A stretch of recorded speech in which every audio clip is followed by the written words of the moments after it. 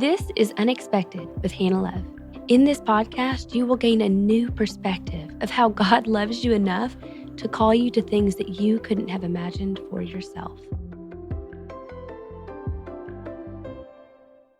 Welcome, everybody. I have with me a very special guest this morning, Mary Beth Chapman. Hello. I have known Mary Beth for not long, but I feel like it's going to be a lifelong friendship, I hope.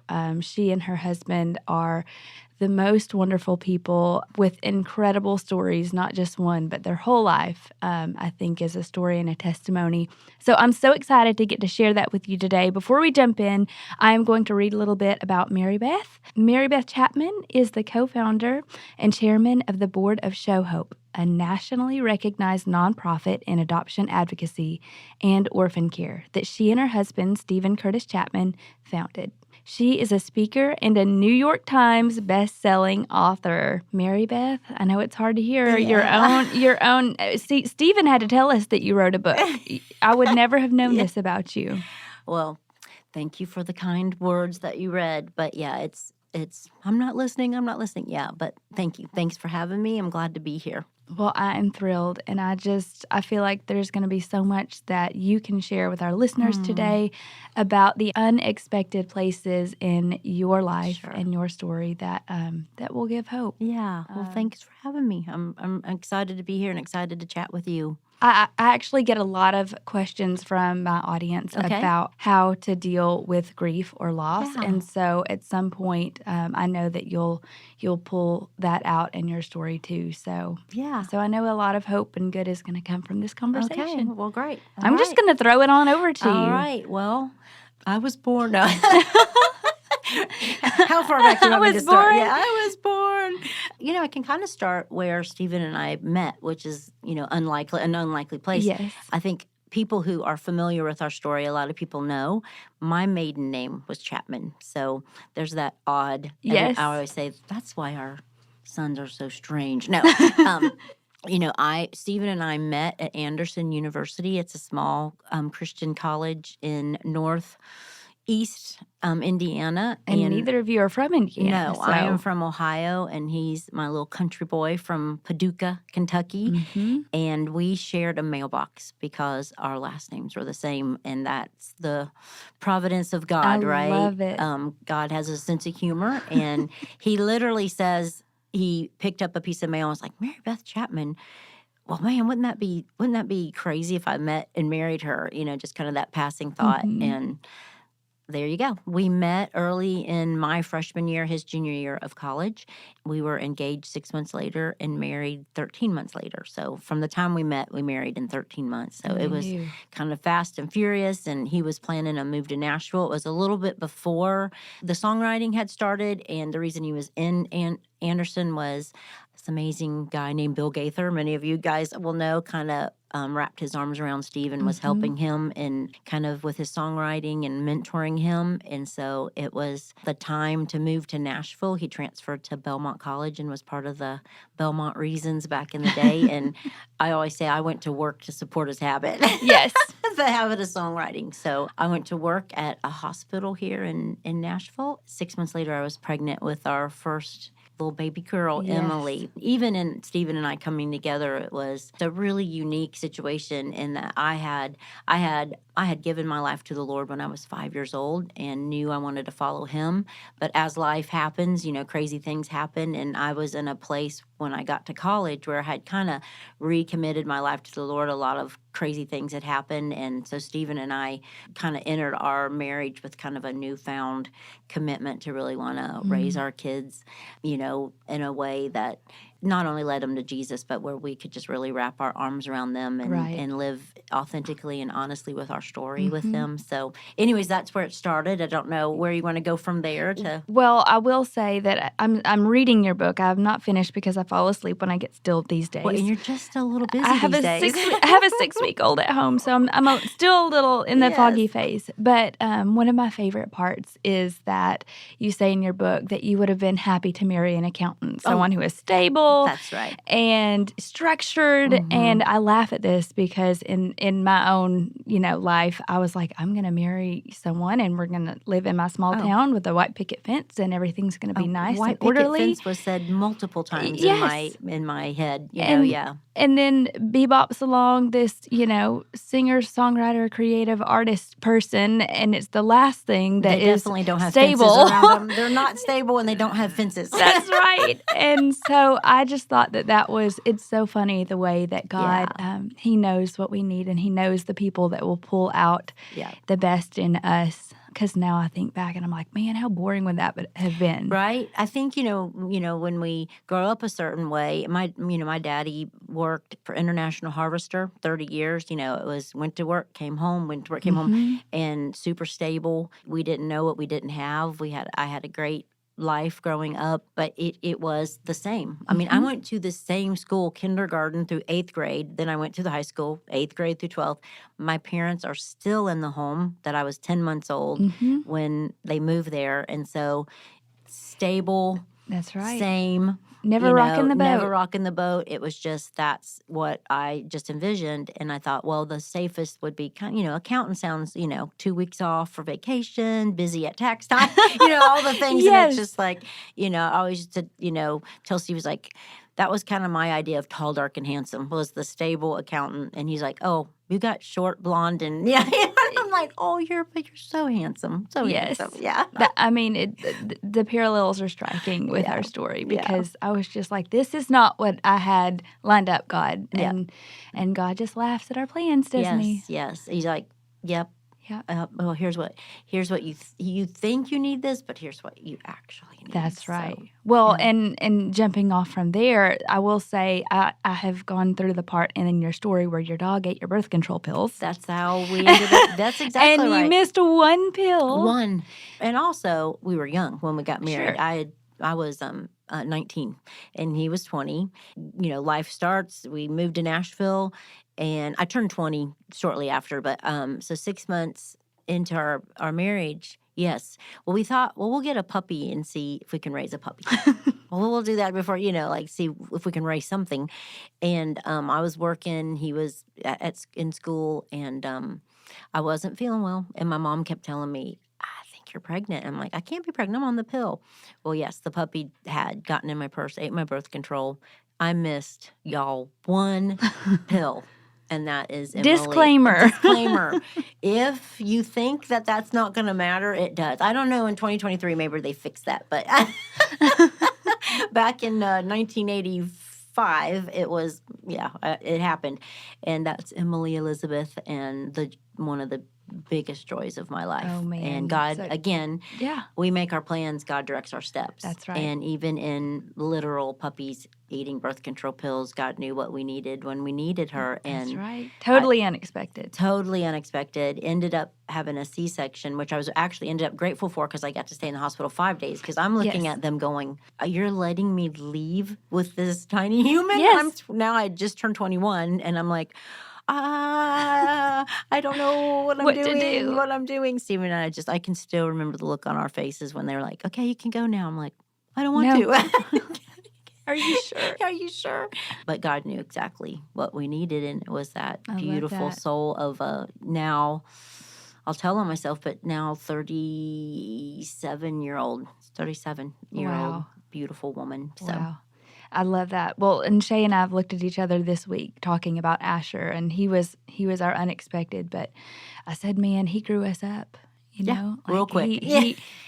God knew what we needed and when we needed it, and as unexpected as that was, I mean, it's like life really started. Then, if that makes sense. You never knew how tired and how selfless you could be until God gives you a child. That's right.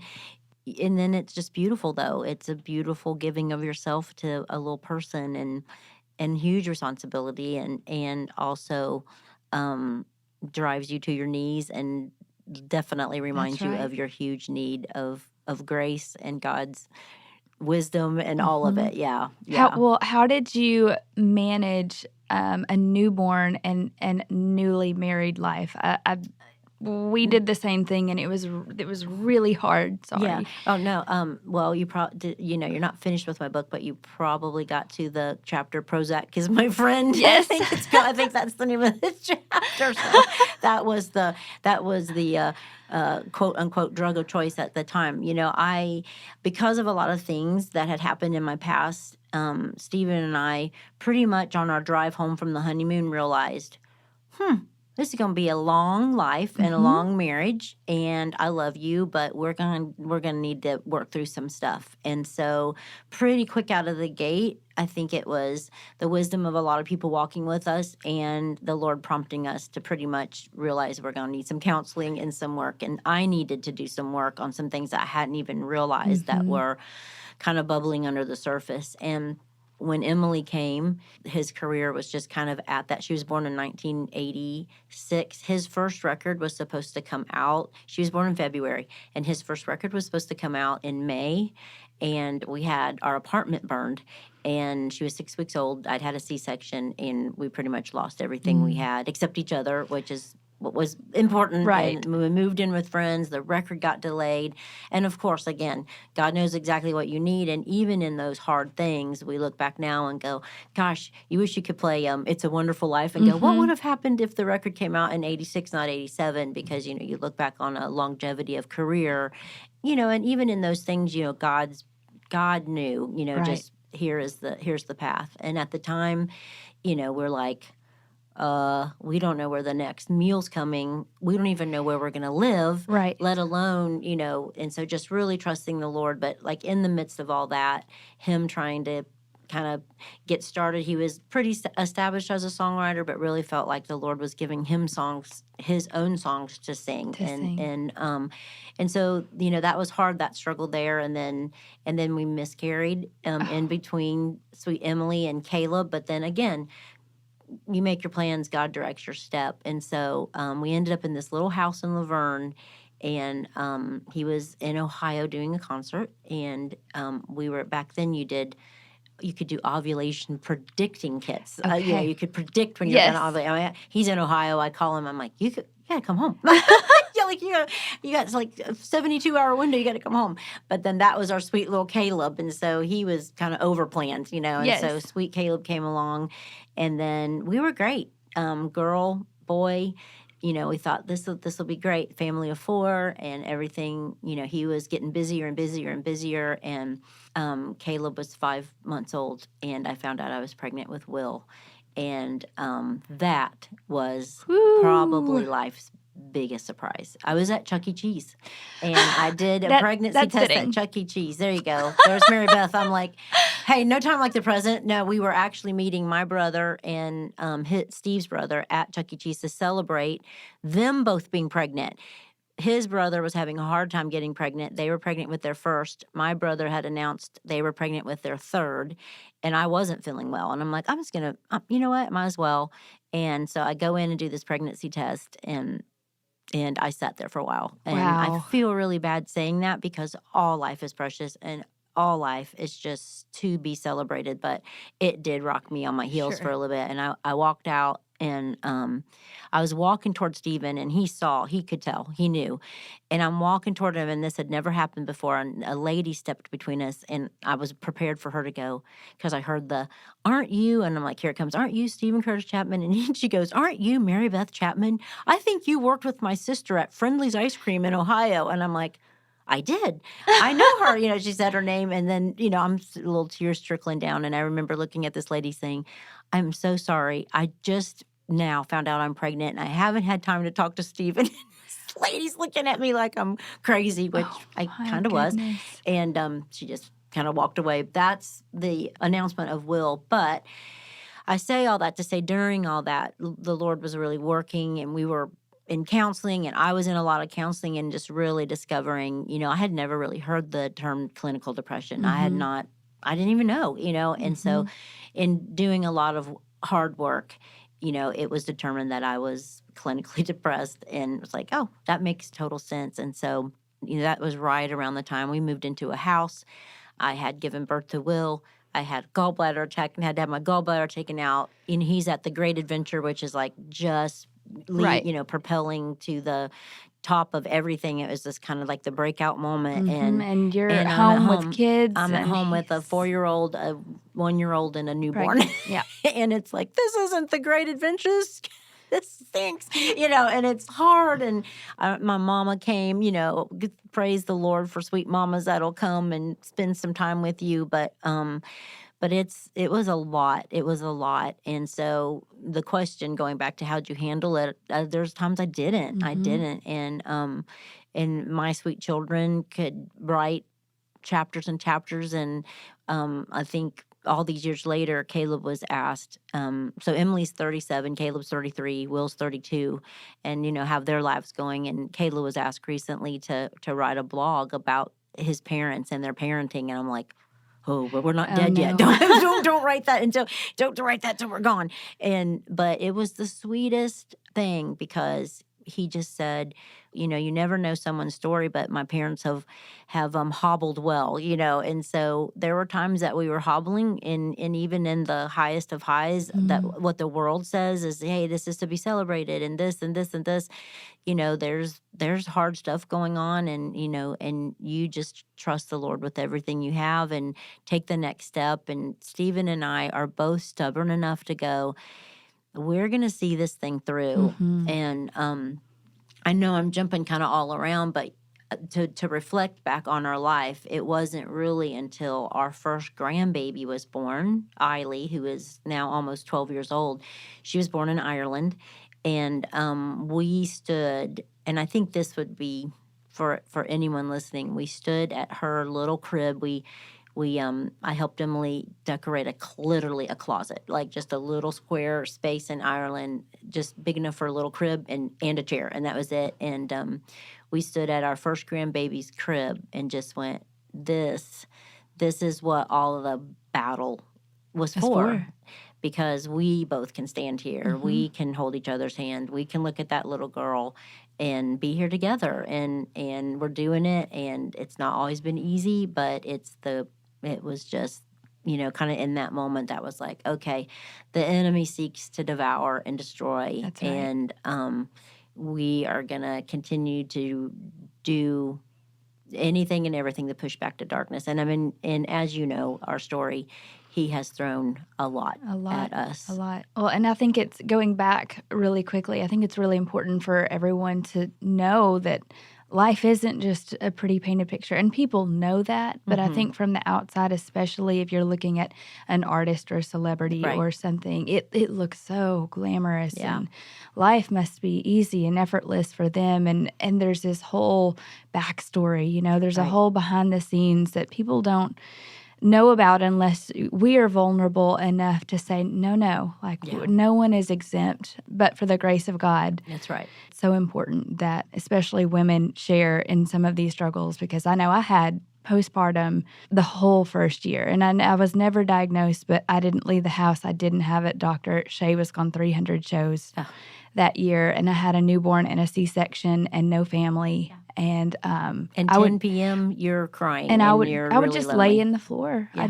I just laid there. That's just real. It is real. It's just real, and you cling on to God and you do the best you can. Yeah, and sometimes you're having fists at God, going, "That's fix right. this," or "Why is this?" or This what isn't is this? what This I isn't signed what up I for. signed up for, and this isn't fun, and this is hard, and I'm hurting, and I don't even know how to articulate what I'm feeling, and I can't imagine what it's like being you. I mean, that's even it's a whole nother level, and you just sometimes feel like you can't be vulnerable. And it's like that's a whole nother level of pressure that can sometimes cause you to spiral even further down, because it's like, you got to be on, you have to look a certain way, be a certain way, say a certain thing. And we're human. We're human. And but at the end of the day, isn't that? I mean, my children anchor me more than anything else. That's right. I mean, God. Well, children can do that. Yeah, literally. Literally anchor you. I'm not going anywhere for the next 18 years. We're going to the game tonight. And I said, I have a 3-hour window You have a before I 3-hour need to window. pump. That's right. It's like, oh man. But no, going back to that in all of the madness of this life that we didn't necessarily choose, but we chose them in, we chose those people to do life with, babies and parenting and stewarding those lives to know God and to love God and to seek after God on their own. It's more anchoring, for lack of a better word, than anything I could think of. And even this week, Shay and I looked at each other, and we're kind of going through it. Asher's 6, and it's just a lot of change in his little world. And I mean, we've both been teary-eyed, and we feel like we're in a battle right now in a lot of areas. And I said, it's because that little boy is going to go and he's going to change the world. That's right. And he's going to do great things for God and give God the glory for it. And we're going to fight now. That's right. So he can do that. That's right. And you have to the reality is, Stephen and I pray all the time. Every night we're praying over our grandchildren, over our children, because the enemy does seek to destroy, and he will throw darts and arrows or whatever. But there is an unseen battle going on, and we have the privilege of fighting for our children, and what you feel is real, but we also know how the story ends. These are going to be your little boys are going to be mighty warriors. And unfortunately, it's gonna be hard. It's gonna come at a cost, and it's gonna be hard, and battling for their little souls, and in what you feel is the right way to parent, and and it's hard in 2023 too. It's just hard. Like, you don't know who thinks what about all kinds of issues, right? It's like walking on eggshells. It's walking on eggshells around everyone, and it's like you don't have to please anyone, but but the Lord, right? That's right. And it's like, okay, I'm only in charge of these 3 humans until you have a 4th. Yes. Whatever. Yes. And so, God, what do you want me and Stephen to feed into these children? What is it that you want us to, That's right. not do, and you listen, my kids can write the book on what we did wrong, and there's so much grace and forgiveness. And I think they saw us as hobbling well, but knew we were also human. The greatest privilege in my life was getting to parent those 6 little people. However, I also have, as a now 57, oh no, I'm 58-year-old woman, mom, grandmother, have had to ask for a lot of grace and a lot of forgiveness. And praise the Lord, I've got children who will look at me and go, but Mom, that's who God made me to be, exactly who I am. Wow. And even used your brokenness to get me here. And I've always said, Emily's the way Emily is because she's firstborn. There's certain That's right. Unique qualities about that. And then Caleb is the way Caleb is. He's my little middle child. And then Will, wild man. And then, of course, God had this beautiful thing called adoption that we didn't see coming. And, that was 9 years later, we get to have this whole other little set of people who were just beautiful. And share this part of your story. Yeah. So Will was 9, and Emily, our oldest, went on a massive campaign. She and I took a trip to Haiti, and long story short, God just moved in her heart. Today, now, even she works in advocacy and adoption work, and so she does beautiful work on the government level, on Show Hope level, advocating for these little people. But at 11 years old, she thought it was the best idea for us, that we had room at our table, and there was no reason that we shouldn't adopt. Wow. And we used to tell her that was an awesome plan for her, that God would, that she should pray that maybe someday God would have that plan for her. But again, as God would have it, we make our plans. He directs our steps. We agreed to start praying about it. And if you don't think an 11-year-old can get a message from God. I mean, we brought Scotty, our pastor, to our house and said, you need to sit with her and tell her that she's 10 and 11. And when this was all going on, and that, But yet we also don't want it to crush her faith in what she feels like the Lord's laid on her heart. But we did agree that we would start praying about it, and that we would ask God, that we would begin to take steps. And if God had this for our family, that that we would step in this direction. And I could sit here and probably talk the next 20 hours on all the crazy things God did.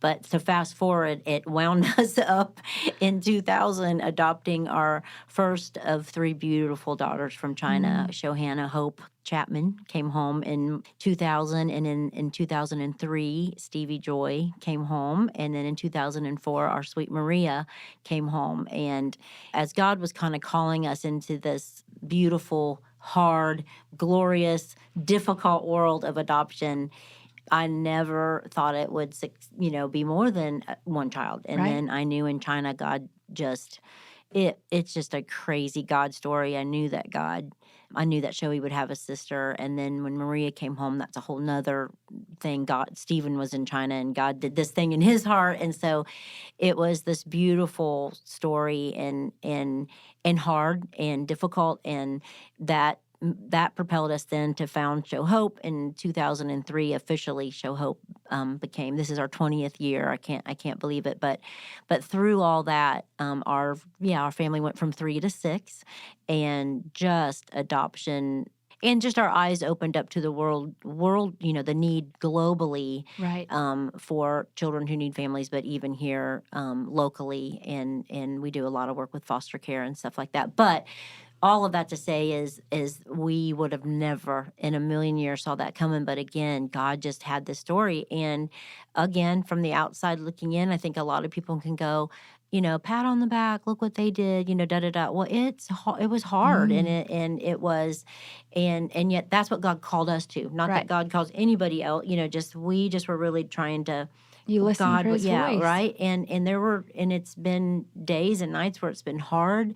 The enemy again is pushing back, and again, a lot of people know our story, and it's been really hard, especially me with the journey of mental health and the depression, and that was a lot to have anyways. And then in 2008, when Maria went home to be with Jesus, I mean, you want to talk about that stake in the ground of when the enemy did come to seek. He was roaming to devour. I think he just we had several people speaking into our lives at the time that was like, it was just like he thought, this is the fatal blow. I'm just gonna wreck the whole family. Right.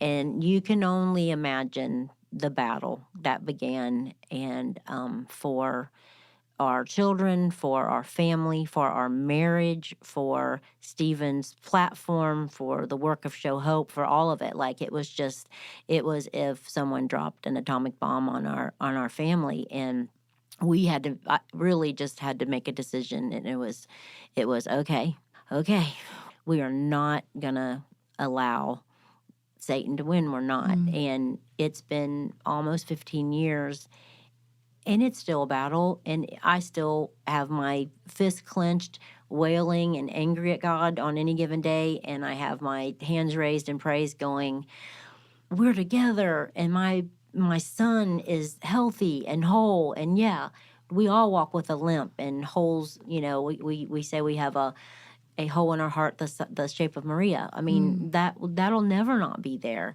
And yes, there's days where I'm like, God, really? That's the story? And then there's days it's like, really? God, that's the story, because I see redemption. And we talked a little bit about sweet Jillian before we went on air. Jillian is Will's wife, and the prayers that were prayed for Will Franklin and all during the time of us losing Maria, that was years and years and years, and we didn't know Jill at the time. And so when we say that she was one of the biggest answers in the way that she's loved him and held him and carried him in his story, it's just beautiful. And I say that, I'm always tentative the way I say, obviously, I would trade everything to have Maria back. Like, we're human, and that's the only way I can say that. That's right. But I cannot sit here with having it had happened and not say, we have seen the goodness of the Lord in the land of the living. And we can look back, and in the 15 years now, again, I would not want to walk through that, and I would, again, rather have not. But looking back, we see time and time again how God carried Emily, how God carried Caleb, how God wrapped his arms around Will and kept him, and sweet Joey and Stevie. Now, that doesn't mean it came with a big bow. I mean, we met trauma therapists and counselors, and we met people we never we never wanted to meet nor intended to meet, but people that came into our lives who have just loved us and helped us and fought for us, and people prayed for us. On any given day, Will Franklin for sure was the most prayed for young man in the whole entire world. Our family, we meet people all the time still that have prayed for us and held us. And it's just a beautiful story of how the power of prayer and God's people can hold each other, when the worst happens. We have been privileged, and I say that in all trepidation and carefulness to go. We've been privileged to see God just redeem and restore through one of the most, I can't think of anything that would be much worse. And again, I wish with all the wish of being a mom of my children that wasn't the story, and it wasn't the story that Will carries, but he is a beautiful soul and has been able to, he and Caleb they have a rock band. They think they're pretty cool. I think they're pretty cool. No, they are two of the most humble humans that you'll ever meet. But he's had a beautiful opportunity to share with the unlikeliest people that Stephen would never be able to talk to, or I would never be able to talk to. And so it's just beautiful how God just creates and opportunity for us to share brokenness with people who think they're the only ones broken. That's right. And offer that cup of cool water and offer some hope, because I don't know that there's anybody that's railed against God more than me, and he just keeps right on loving me and just reminding me and saying, it's okay. You were her mama, and I understand. And but it's okay. And I think love you. That I can handle your message anger. is important too for people to hear. Yeah. Because God gave us emotions, and we were formed in his image. Yeah. And we can feel all those things, and he can take it. And he can take it. He can take it. And for sure. And he has from me. I'm sorry. Yeah. Wow. Hi, everybody. Springtime has finally rolled around, and it is bringing Easter right along with it. It is pretty easy to make things sweet and fun when you stock up on candy and do all of the Easter egg hunts. Maybe even find a special dress or a snazzy bow tie. But making the season meaningful doesn't come with a checklist. So how do you focus your family on Jesus this season, even after Easter? You can start with help from Talk About, new from Awana.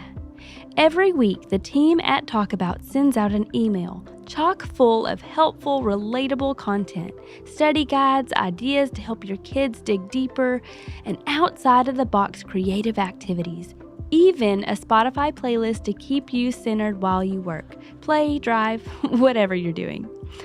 Visit talkaboutdiscipleship.com and subscribe with code HANNAH to get your first month of family faith content for free.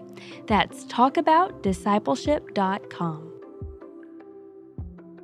What advice would you give to any parent or person going through such loss or some form of grief? I'm usually pretty careful, because grief, loss story is so unique to the person. Sure. And what may be great for one might not be for somebody else. Right.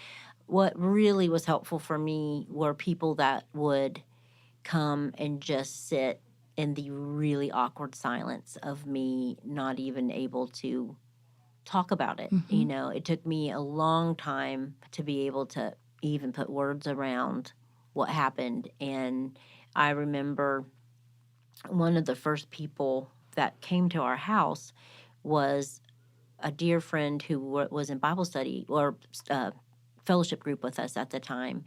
And a few years before our accident, their daughter was killed in a car accident. And she just would come and sit and I mean, we're talking hours, like just sit. Yeah. And I know that's pretty simple, but Just it's being just there. not being alone, and and just being available and giving someone permission to just not be okay, to not Yeah. be okay. Because again, going back to you and me and the life that God called us to, is we are in we kind of are in front of people, and it's just like you feel like you're being looked at, like, are they okay? Mhm. And it's okay to not be okay, Yeah. and it's, I told Steve during those early years, I wanted to wear a sign that's like, I'm not okay. Yes. I'm not okay. So don't even have to wonder if I am. I'm just not, and it's going to be a long time before I am.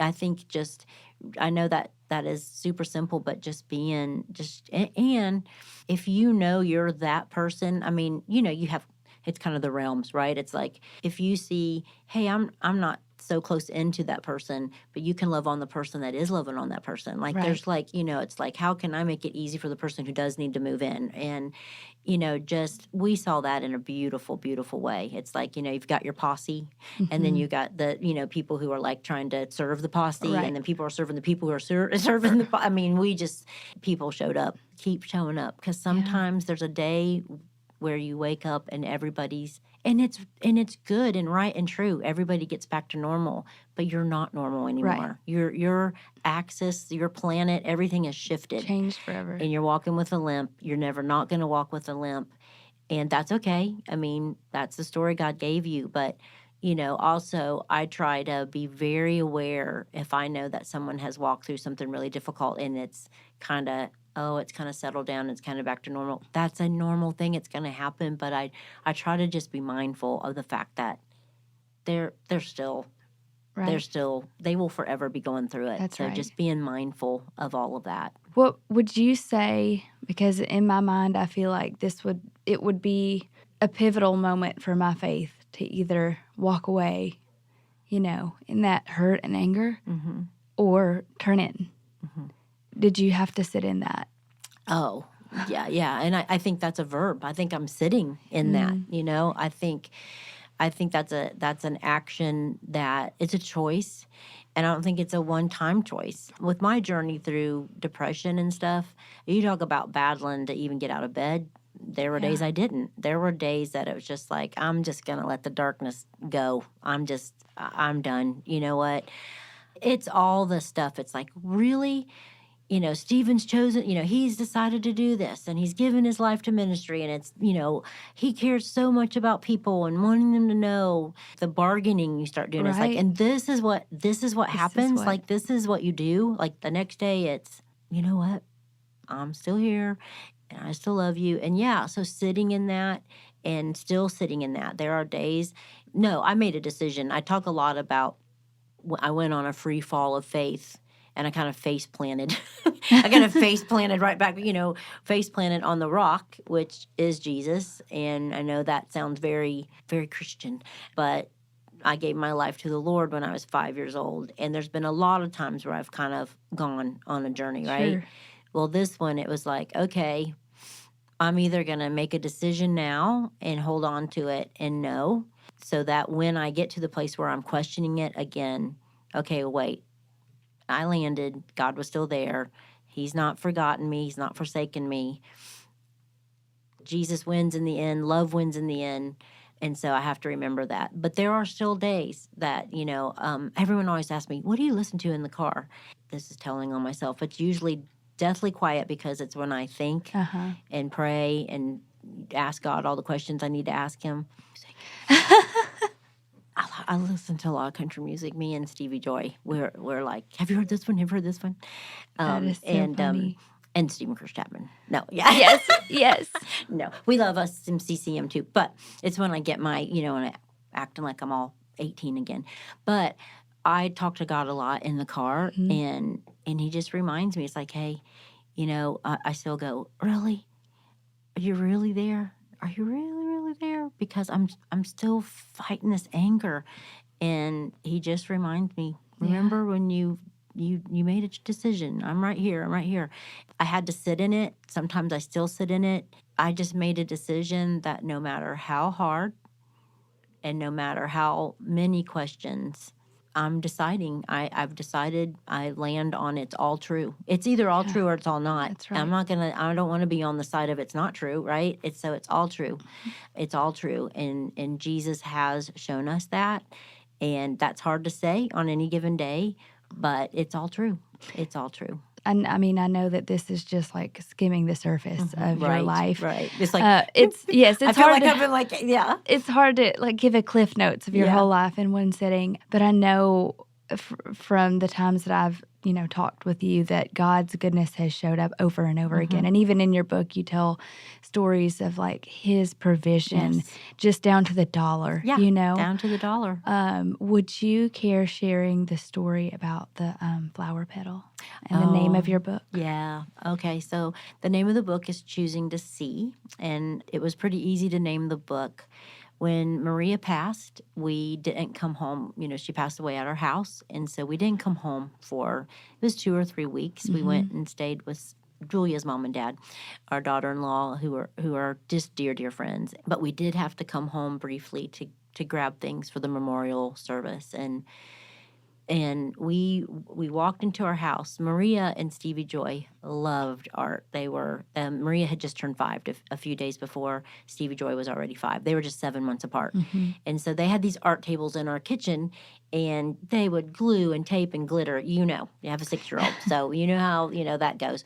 And so when we came back to the house, Stephen walked over to Maria's art table, and he noticed that there was a paper on the table, and there was a flower drawn. Maria had drawn this flower, and I had never really seen her draw this flower before, so it was just new. It was this flower, and it was 6 petals, and one of the petals was colored in blue. He saw something kind of bleeding through the back of the paper, and he flipped it over. The word "see," S-E-E, was just written in her handwriting. And I had never seen her. I've seen her write Maria. I had seen her write Mom, Dad, and I love Mom or I love Dad. Yes. I've had not seen any other word written by her. And so we can only assume they were learning sight words at school. And so she had flipped that over, and the word "see" was there with a little orange butterfly drawn above it. I am a firm believer in tangible evidence, we called them gracelets, from the Lord. And Stephen just picked that up, and that's why I have it tattooed. All of us have it tattooed one way or the other on us, of Psalms 34:8, taste and see that the Lord is good. And we have 6 children, and one leaf was colored in that 6-petal flower. And so Stephen was like, it's almost like she had this sense, like her petals colored in, she's finished. And we still have these 5 beautiful petals that we're responsible for here while we are here temporary. And eventually all those petals will get colored in. And so we really took that as a tangible, like she was talking to us, see, you need to see that I'm okay. You will see the goodness of the Lord in the land of the living. God will heal you. God will continue to heal you until you can see me again. And we have held on to that. Stephen's got it tattooed on his arm just like she drew it. So it looks like she's just taken a Sharpie to him and drew it on his arm. It was so real in that moment. And so we've really held on to that. And so that's why my book is called Choosing to See, because that's the decision we made. That's choosing beautiful. to see the Lord in the land of the living. Yes. And so that's the story. That That is little booger drew us that flower. beautiful. Yeah. A prayer that I pray often is, God, give us the eyes to see, the ears to hear, and the heart to recognize you. Yeah. And sometimes I think it takes that asking and that choosing to see God, right. because God's all around. No doubt. I mean, just Maria on February 20th, just a few months before the accident, she was and Maria was high energy. She was. I know about that. And so she was getting her shoes and socks on for Mother's Day out that morning. One morning, February 20th, and they were learning the song "Big Big House" by Audio Adrenaline. Big Big House with lots of yeah. And so she was singing it, and she stopped, and she goes, "Mom, does God really have a big house?" And I'm like, He does, a big one. And she loved to eat anything. And she goes, "Does he really have lots and lots of food?" And I'm like, "Yep, you would just not believe how big his table is." And she's like, "Well, I want to go there." And this was just a few months. I mean, she's 5 years old, right? And so again, I said, well, okay. I didn't want to like screw up the sinner's prayer, so I'm like, I'm gonna go get your dad and make sure we do this right, or whatever. That's just my legalism in my head. And so I run and get Steve. I'm like, hey, Maria's she's asking some pretty big questions for a 5-year-old. And so he comes back in and he said, it's really, really easy to go to God's big, big house. Someday when it's time for you to go, you can go. All you have to do is ask Jesus to come live in your heart forever. And she goes, well, I want to do that. Yeah. And we had, at the time, the house had this big opening in the kitchen, and it was like open to our family room. And so there was a couch in front of the opening that you couldn't see because it was like down below the sink level or whatever. Well, Stevie Joy popped up through that hole, and she goes, well, if she's going, I'm going too. And so both of them sat there right before Mother's Day out on February 20th and prayed a very simple prayer that Jesus would come live in their heart and be the Lord of their life. And Steve led them in this sweetest, simple prayer. And how, right? Who knew that just a few months later that Maria, and again, she was our covenant child. I know where Maria's at. I would have known without that prayer where Maria was at. But that the Lord gave us that memory, of laughing and joyfulness and talking about God's big, big house and her just praying a simple prayer that Jesus would come into her heart. Like, for us to have that, what a gift. What a gift. God, that is choose to see it. Choose to see that God all along had this story written. Again, we don't have to like all the parts of the story, but we do have to trust all the parts of the story. That's right. And I think that's really hard. It's easy when everything seems to be going well. But boy, when the left turn happens and you got to go, okay, God, and I still trust you. I still trust you. I spent a lot of time reading Job, and he still trusted God. He still trusted God. Though you slay me, still I will trust you. That's right. And that's really where our family chose to walk. We chose to see, and just chose to continue to learn, what the Lord would have for us. And my biggest blessing in all of life is that we're together, 38 years married, 6 children, 6 grandchildren, and just a beautiful, hard, glorious, complicated, but standing on the foundation of Jesus. And that's right. Yeah. And you're here today, and you're sharing your life and your story and your testimony, and through it, hope and all that God can offer to people. Yeah. And I just think he's that good. is, At the end of it all, that's good. what I said. He's very, very, very, very good. And that's what we choose. That's incredible. And your honesty and vulnerability to share this. And I know, you're on other podcasts and shows, and you travel and you speak. So I know that you share your story, but I just think what a testament it is, and that we can choose to share our stories and to live with some transparency so other people feel like they're not alone, but also know that there is a rock, there is a foundation, there is hope. And I think it's beautiful too that your foundation is Show Hope. Yeah. So tell us now where you and the kids are. Okay. Okay. Anything else crazy and unexpected in the last few years? Stephen's still doing what Stephen does. Yes. He's as they do. He's on tour right now, and he just bragging on him, he just had his 50th number one. Whoa. Holy cow. It says that he and I were old. But so grateful. That is so crazy. grateful for the longevity of him getting to do what he loves to do, and so many people have been a part of that journey. It is not lost on us how many people have surrounded him and loved him, and not just as fans, but people in the industry, radio, managers, record labels. They've just all just been great, and he is not lost on us. Wow. So he's busy doing that, and I'm trying to spend more time going with him, because we're kind of little almost completely empty nesters, not quite, but I'll get to that in a second. Caleb and Emily Richards is my daughter, and she was executive director of Show Hope for a couple years, but she's just stepped back from that because she's got 3 little girls that she's raising, 12, almost 9, almost 8. And so she's pretty involved in their life and still does a lot of advocacy work for Show Hope. She does a lot of consulting. She's actually gone today to Dallas to do some Show Hope work. She's my theologian. That's what her master's is in. And so she loves thinking critically about how to help advocate for the vulnerable, foster care here, foster children, and then globally the orphan initiative, and just It's amazing. so she's still going to be doing a lot of work for Show Hope. So that's kind of her current spot. And then my boys, Caleb and Will Franklin, if you want to hear what I believe is one of the best rock bands in the world, Colony House. They're on a big tour right now. We just got back from New York watching them play in New York City, and just they're out killing it. They're going to be gone for the next couple of months on tour, Colony House. So they're doing that, and they've got, both of them have their wives here. Emily's husband here, Tanner, if you've ever heard of Let It Shine in Nashville, he runs the Let It Shine gym. So if you need gymnastics, go there.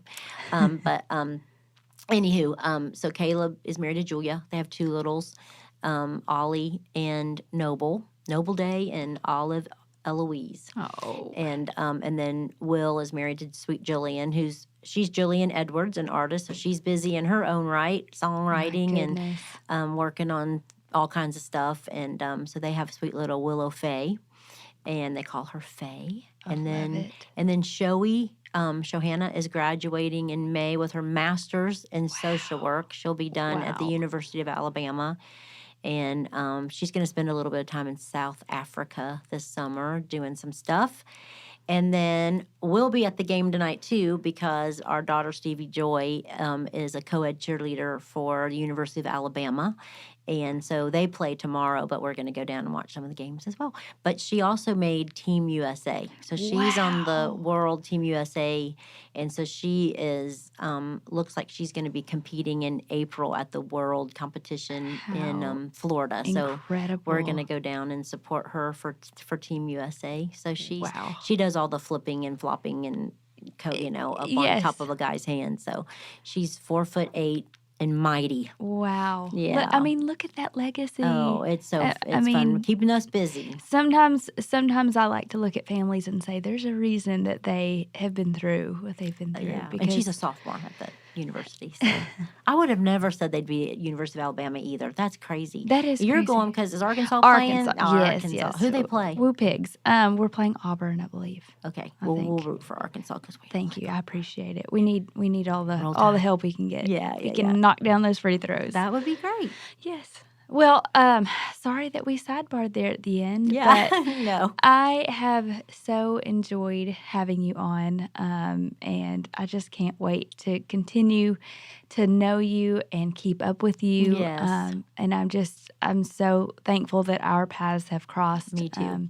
And too that you have shared your story. That you've written so beautifully. Which, guys, if you need a good read, I definitely suggest checking this book out. I have it on Audible because, again, I fall asleep when I get still. That's okay. But I walk and I listen, and it is so beautifully written, and it's like sitting down talking to you because you're so funny. Thank you. And you have a way with mixing in humor and also pointing out where God is working. And I just think that is a gift in and of itself. Hannah, Mary Beth Chapman. Well, thank you for having me. You're a beautiful soul. Well, thank you. I hope that all of you listeners today have gleaned something from this conversation, and if nothing else, that you're encouraged to see in those unexpected places how God works in them and how He can use them for the good, and He will use them for the good. Does.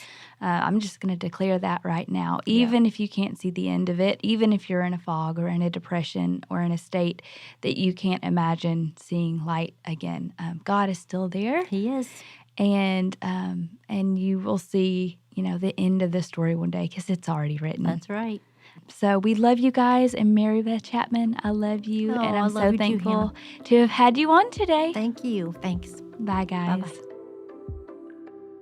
Thank you so much for listening today. If this episode has encouraged you, please feel free to share the show with your family and friends. There's a lot of stuff going on in the world today, and my hope is that this show is a candle in the dark.